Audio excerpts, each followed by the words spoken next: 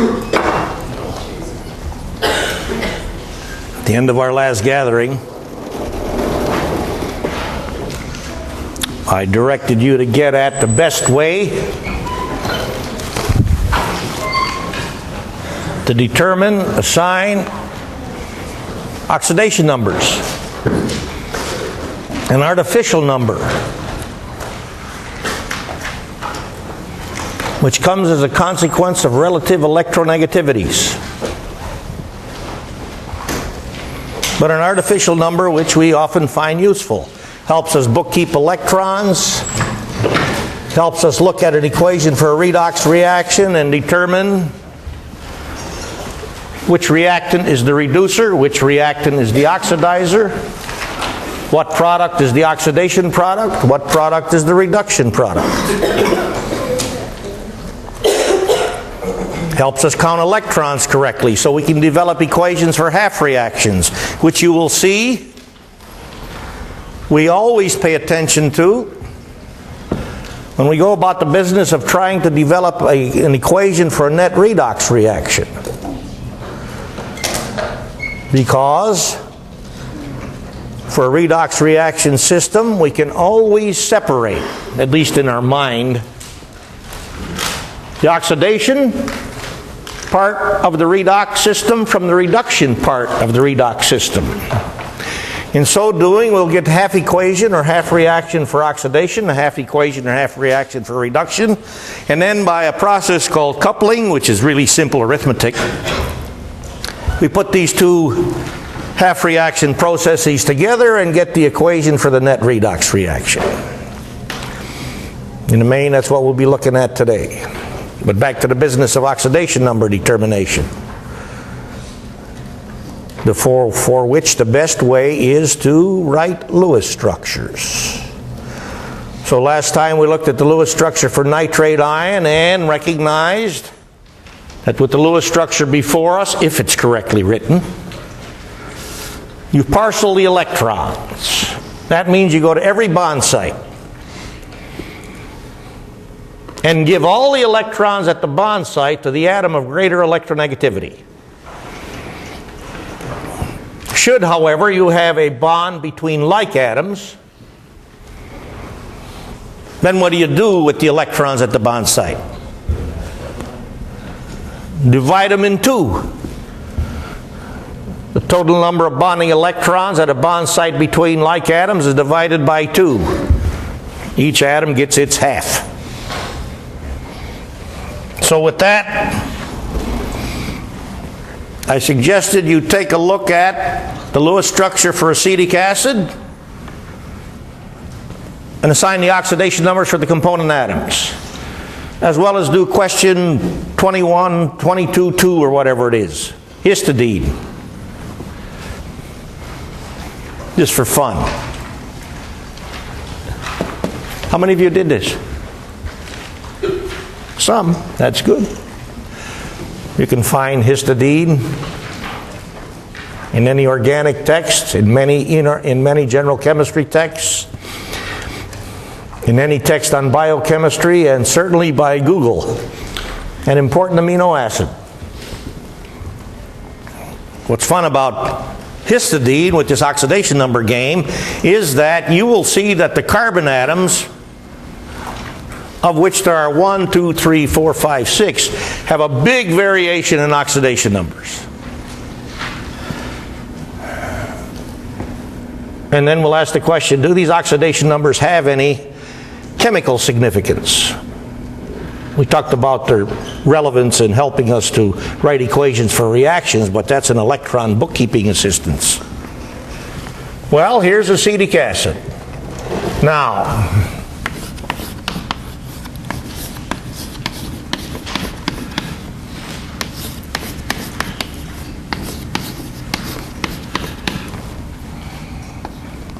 these show you the two ways by which you will see the formula for acetic acid typed in a textbook, rather than HAC, which is our abbreviational reference. Because writing HAC, which is short for hydrogen acetate, is quicker than writing this stuff. But now structure is very important to us. So let's look at the correct chemical formulas. I like writing the formula this way better than this way because the hydrogen atoms have lower electronegativity than carbon. But in organic, you'll see it this way. It's okay. Not a big deal. Something you'll learn in short order fashion. But it's critical to recognize that when we type the formula suggests there's an oxygen-oxygen bond in this molecule. There is not. But how do I type H3CC with an O up here and an OH there? Oh, I can type it. And then I'm going to charge you a lot more for the textbook. So it's commonly not done. It's just one of the problems that you as students run into in chemistry class. Acetic acid is a carboxylic acid. This can be called a carboxylate group. We've already recognized. Well, actually, perhaps we haven't talked about this yet. We know that the acetic acid molecule has got 4 hydrogen atoms per molecule. But how many H pluses can the acetic acid molecule actually give when it behaves as a Bronsted acid? Just 1. Well, I think if nothing else, by default you'd recognize this is the hydrogen which goes away as H+. Why this one rather than any of these?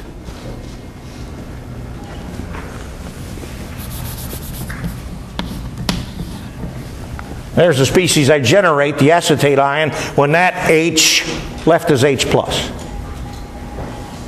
Notice that if I lost one of these H's as H+, I'd create a minus charge on carbon. Here I've created a minus charge on oxygen. So, I ask, why is it much more favorable, energetically favorable, to develop a minus charge on oxygen rather than on carbon? You betcha. This electronegativity business is really important.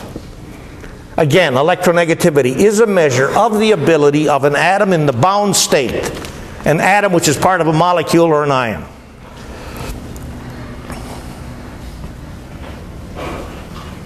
to stabilize valence electron density. So, since oxygen is considerably more electronegative than carbon, by losing H as H+ from the OH bond, we put a minus charge on the highly electronegative oxygen atom, which stabilizes that minus charge effectively. You try to do that over here, and you're going to have a really reactive species. And making reactive things is not easy to do. They're energetically not stable. In any case, back to the business of oxidation numbers. I've taken the liberty of parceling the electrons at each and every bond site. Here, since carbon is more electronegative than hydrogen, this carbon gets all of these electrons, these electrons, these electrons, and half of these electrons because this bond is between carbon atoms. But this carbon only gets the half of the electrons at the carbon-carbon bond site. Because at these bond sites, oxygen gets all the electrons. Now, if you applied the rule of the road for determining oxidation numbers, -2, +1, -2, +1, +1, +1, but the carbons, interestingly enough, are -3 and +3 respectively. So, when textbooks ask students to calculate average oxidation numbers for the carbon atoms in an acetic acid molecule, I question their sanity. Because this calculation of average oxidation number, which is 0, has little meaning. If, for example, the acetic acid molecule reacted with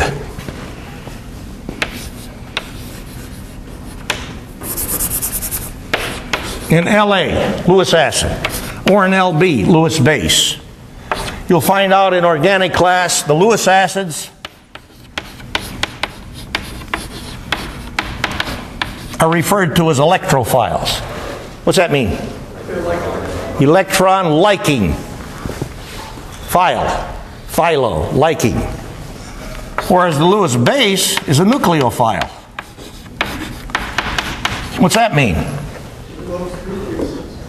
Nucleus liking. So the electrophile, if it reacts with the acetic acid molecule,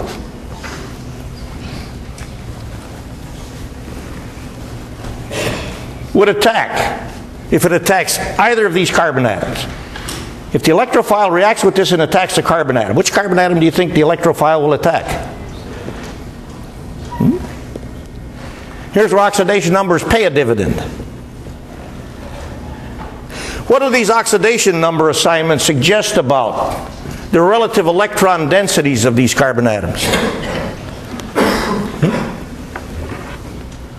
This one is -3, oxidation number 1. This is +3. So which of these atoms, based on this oxidation number game, has the apparent greater electron density in its valence environment? The -3 carbon, isn't it? Hey, let the numbers talk to you. So where's the electrophile, the electron-loving thing? Where's that going to react? Here or here? This one. And the nucleophile goes here. And there's all kinds of reactions involving carboxylic acids where the carbon atom in the carboxylate group is attacked by nucleophiles. You'll look at a bunch of reactions like this in organic class. Now here's the much simpler molecule, histidine. Isn't this much simpler? Interesting molecule. You, with this Lewis structure, can now go to each and every bond site and do the parceling game. And after you do the parceling game correctly, then you can get at the various oxidation numbers or oxidation states, synonym for oxidation number, shown by the component carbon atoms. You do that. Not a big deal. But what you'll see is there's a big variation in these oxidation states. You'll also see, if you do these properly, of these 6 carbon atoms, only 2 of them have the same oxidation state. But that's up to you to do. Now then, let's ask a fun question. Oftentimes,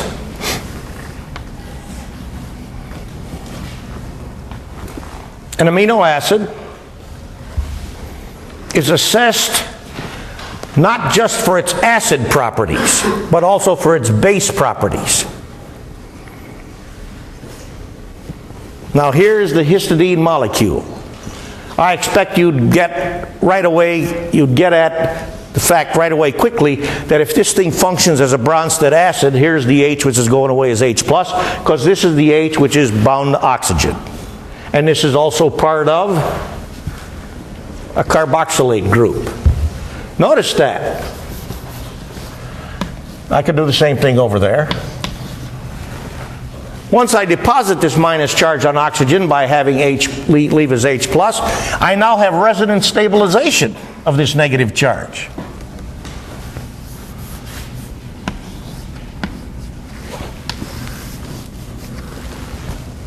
What I've done is to push electrons. Organic chemists are notorious at pushing electrons. The quantum mechanically oriented members of our faculty shriek at this stuff. I don't give a damn. Because this is very useful. It's a simple way to recognize when resonance is a property of a species. You see what I've done? We moved the minus charge away from this oxygen. Well, at the instant at which I did that, I've made a double bond here, which is no double bond, because once we have resonance, these bond orders are equal at the carbon-oxygen bond sites. Well, at this instant, I see this carbon atom with 1, 2, 3, 4, 5 electron pairs in its valence environment. Is that possible? No. Carbon is a period 2 atom, can't have more than 4 valence electron pairs. So we'll imagine one of these bonds migrates to become a non-bonding pair on oxygen, and there is the other resonance form for the acetate ion. A simple way pictorially to show how this thing stabilizes negative charge density by resonance. We're going to do a lot of this in chapter 23. Does it matter which one of the two oxygens has a double bond? There is no double bond. After we get the acetate ion, there is no double bond, nor is there a single bond. These carbon-oxygen bonds are equal in length and strength. Now, if you haven't yet believed that resonance is real, let's go back to this. There again is the parent acetic acid molecule. If I do bond strength length studies on this thing, I find out I have a CO double bond and a CO single bond. Correct. This bond is longer and weaker than this bond. This bond shorter and stronger. But as soon as this thing loses H plus and becomes the acetate ion, these bond lengths and strengths become equal. Isn't that interesting? It shows that this resonance stuff is real. You see what's going on here? As soon as H is lost as H plus, we get the acetate ion, which shows resonance. But the parent acetic acid molecule does not show resonance. The parent acetic acid molecule has a CO bond, which is single, and a CO bond, which is double. But as soon as we convert that to acetate ion, the CO bond lengths and strengths equilibrate. Flip it upside down. I don't know what you mean. You mean this? That doesn't do anything. That's just the wind blowing it around in air. Yeah, it's the same picture. This picture is the same as the one I just showed you. But I will write both pictures to show you that this has two resonance forms, neither of which represent the correct valence electron structure. Because the bond order is now what? 1.5. Well, how can I draw a picture of a half a bond? I can't draw a picture of that. But the properties say it's essentially 1.5 bonds. I can't draw a picture of that, but I have to be aware of it because that's a property of this thing. And this thing doesn't care whether or not we are able or not able to think about its true valence electron structure. If it's with that other bond, it's just be that's going. If what? Like, is it actually constantly at 1.5 bonds, or is it quickly just going back from 2 for doubles and singles? Doubles? No, there's no oscillation here. Okay. So where are the electrons? Because like what orbital are they in? They're in a pi system of orbitals, here, here, and here, simultaneously. So then why isn't it 2 double bonds? What 2 double bonds? So what would they be if you have a pi system? Look, how many pi bonds do you have here? 1. 1. And that pi bond is equally shared at these 2 bond sites. Period. But does a pi bond go between 2 atoms? What? This is a 3p orbital, 2 electron resonance system. Okay, but like how is that structured? I showed you how it's structured. But doesn't a pi bond only go between 2 atoms?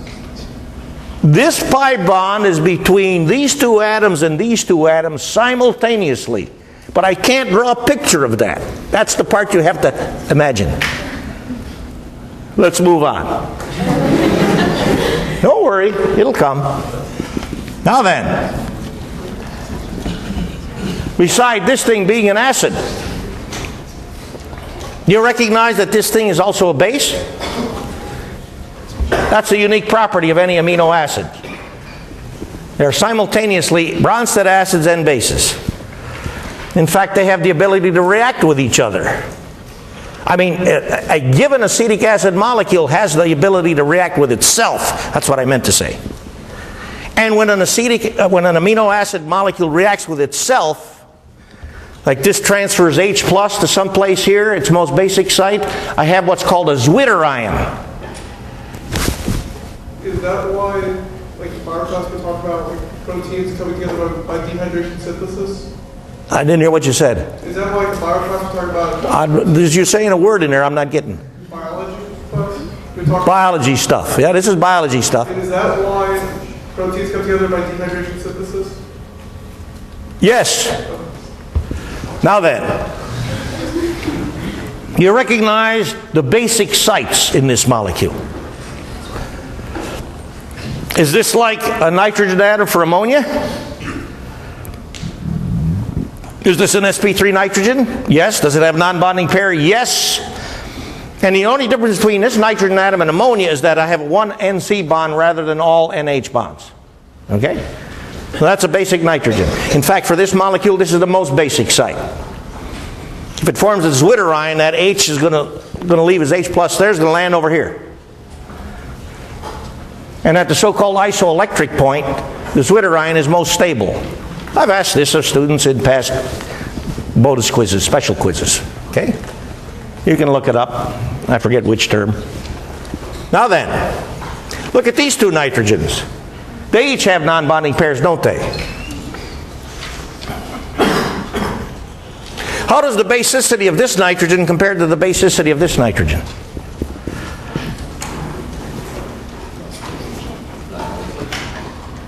Well, I've already told you this nitrogen is most basic. So this nitrogen is less basic. Why is it less basic? Because it has a double bond in its particle cycle. Double bond.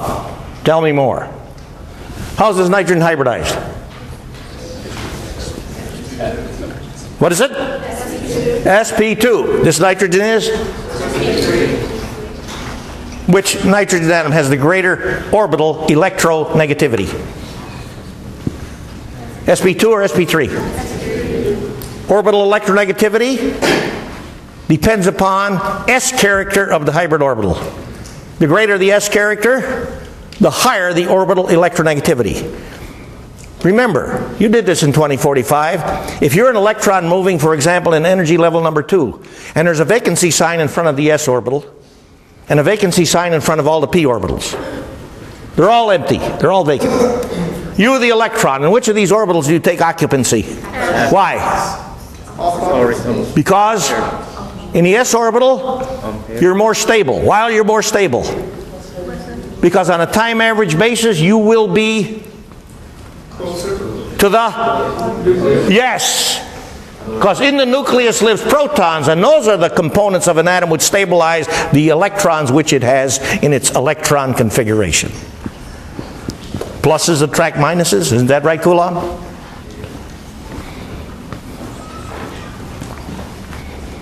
So we can recognize this nitrogen is less basic than this nitrogen because this is an sp2 nitrogen. Higher in S character, sp2, 33 to 3% than this sp3 nitrogen, which is 25% S character. So this stabilizes valence electron density more effectively than this one. Now let's look at this nitrogen.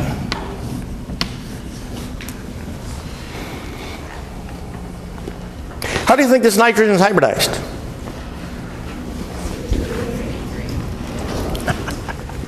This is a fun one.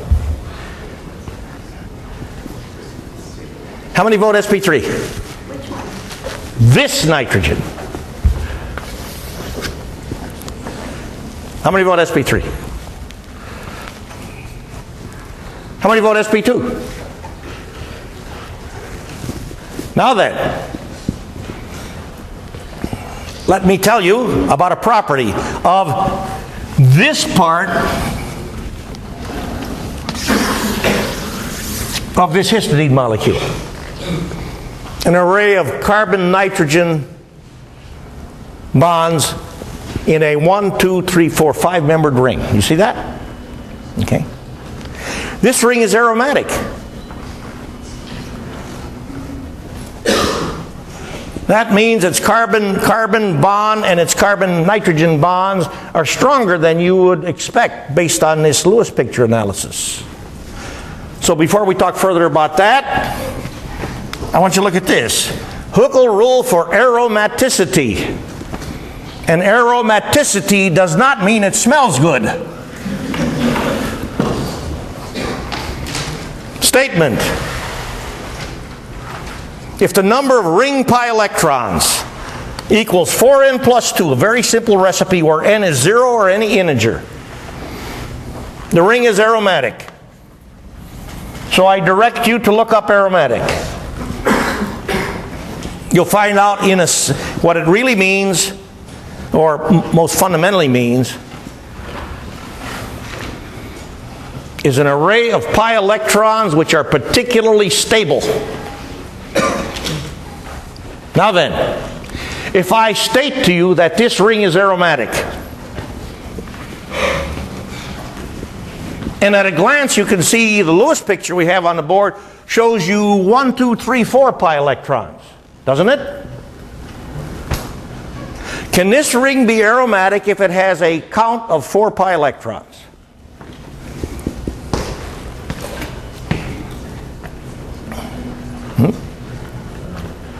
No.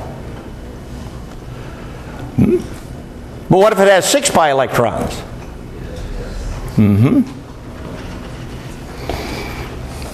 Then this is 6, isn't it? See? N is 1, and 4 plus 2 is 6. That is Huckel's rule in action. Guess what? This nitrogen is sp2. Because this electron pair is really a pi electron pair. It's not a non-bonding pair, which the Lewis picture suggests, doesn't it? So here's another case where you have to learn that resonance is a very important property of this ring. And you're going to do this kind of stuff extensively in organic class.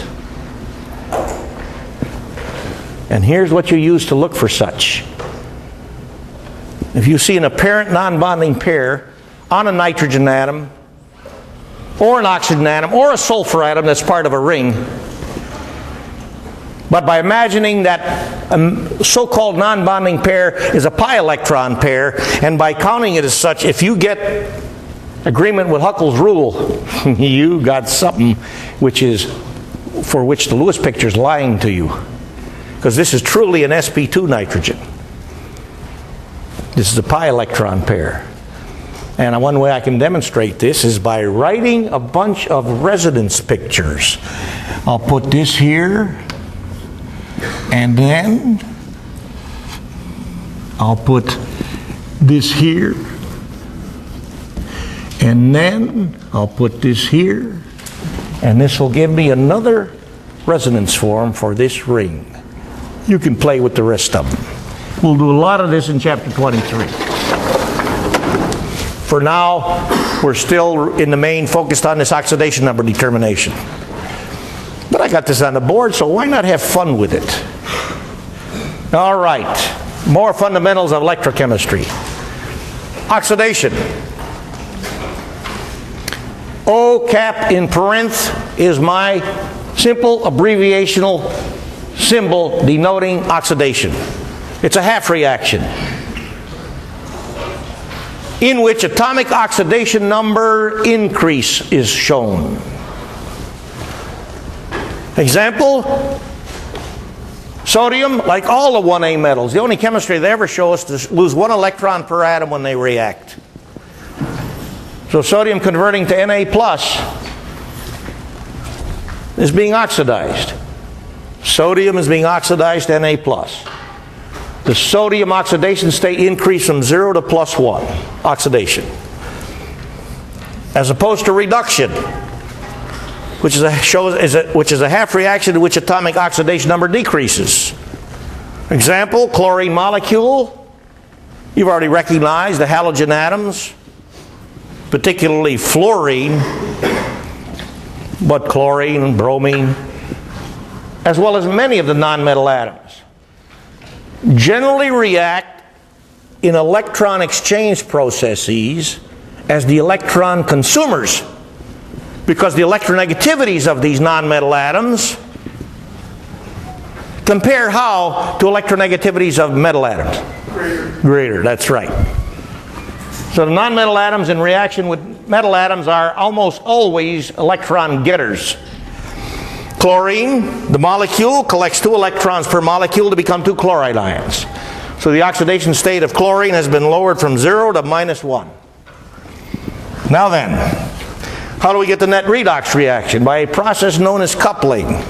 All that means is we take the oxidation half reaction and the reduction half reaction, and we do some arithmetic. we adjust coefficients. That's the arithmetic which we do. So that when we add up the half reactions, there will be no imbalance in electricity. Because, as I said, if we could have this imbalance in electricity, then Horvath would open up his electron store and bottle electrons and sell them and all that stuff. But that's not possible, because electrons by themselves, as any charged particle by itself, or a collection thereof of like charged particle, not stable, impossible to make. So if I imagine sodium reacting with chlorine, and if you choose to react a sizable chunk of sodium with a sizable quantity of elemental chlorine, let me know, because I want to get the hell out of the way before you make this reaction mix. Because it will react violently, this mix. And what will result? A white crystalline salty tasting compound, quite water soluble. Good old sodium chloride, common table salt. So by coupling these two half reactions in the most obvious way, I get this as the net redox reaction. Now I could also couple these by dividing through this by a half. But usually we try to avoid fractional coefficients. But it doesn't matter. Now then, more language. In a redox reaction, one of the reactants, at least, experiences oxidation. That reactant is the reducer. It's responsible for reduction. It causes the oxidation state of the thing with which it reacted to go down. And the reducer experiences an increase in oxidation state as the reaction proceeds. So the reducer gets oxidized. Conversely, the oxidizer gets reduced. You remember previously having any experience with this language? Chemistry 2045 Laboratory, Assignment 5, Part 1. Where prior to that experiment, you were supposed to view a video of a world-famous actor doing a demonstration of sodium reacting with water and also potassium reacting with water. You think I'm going to set you free with sodium or potassium in the laboratory? I know what you do. I know damn well what you do. You'd get the biggest piece of sodium you could find and throw it in a beaker of water, wham, and say, that's wonderful. And the stock folks would come out screaming like hell, because you would have made a mess. Fractured the beaker from the reaction, explosion, concussion, and stuff like that.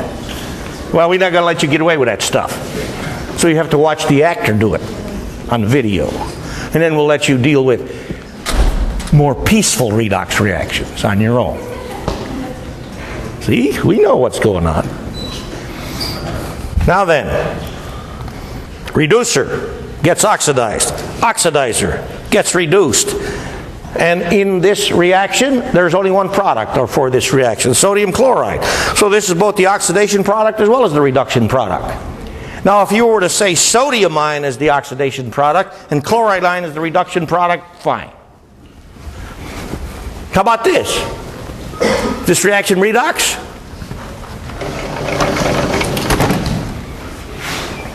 Well, I expect if nothing else you remember that the atomic oxidation states for atoms and elements is always zero. So here I have zero oxidation state hydrogen atoms reacting with zero oxidation state oxygen atoms to become the water molecule.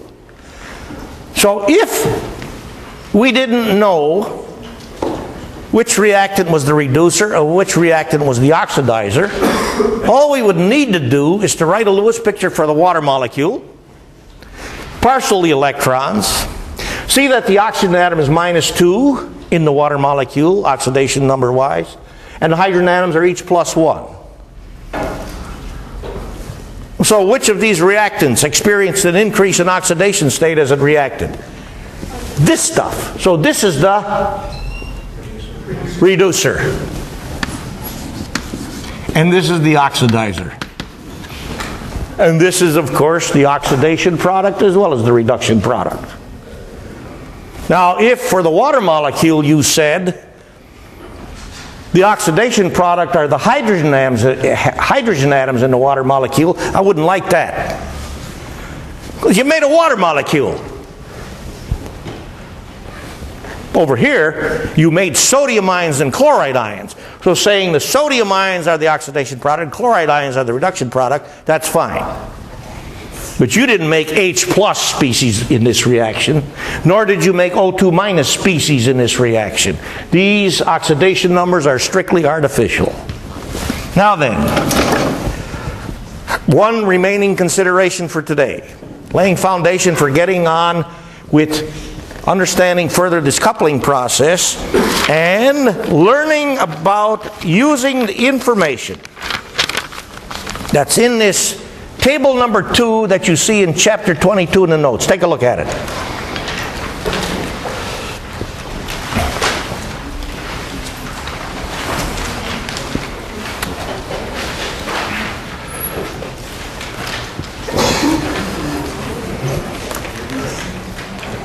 Remember our acid-base table? You found it to be important to understand how to interpret and use the information in the acid-base table. Was that important? You think it's important to know how to use, understand, and put to use the information in this table? You're damn right. And that's what we're now going to lay foundation for. So let's imagine we wish to design an electrochemical system that will deliver usable electrical energy from these materials, these chemical materials, elemental zinc, elemental copper, 1 molar zinc sulfate, and 1 molar copper sulfate.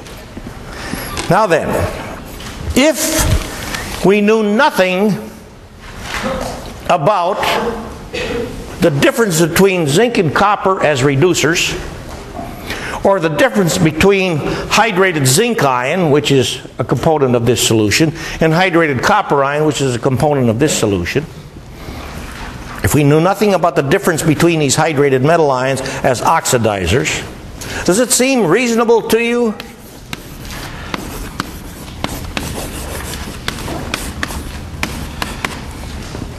that for this stuff, elemental zinc, and this stuff which is ever so obviously derived from elemental zinc, that if one of these is going to be a reducer, it's got to be this stuff? And if one of these is going to be an oxidizer, it has to be this stuff?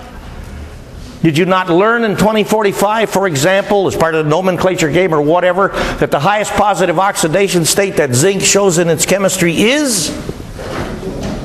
What is it? +2. And have you seen metals in negative oxidation states? Not yet, but we will later on.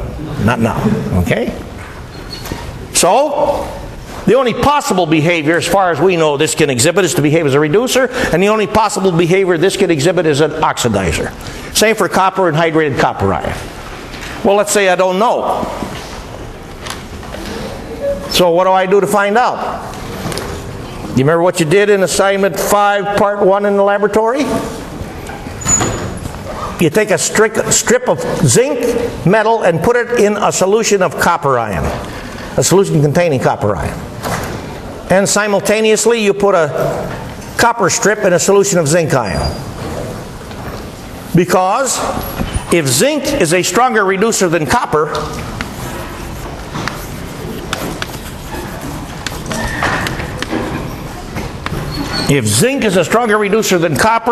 then hydrated copper ion is a stronger oxidizer than zinc. Just like the acid-base table, right? If HX is a stronger acid than HY, then it must be true that Y minus is a stronger base than X minus. Right? So we'll pick it up from this point next time.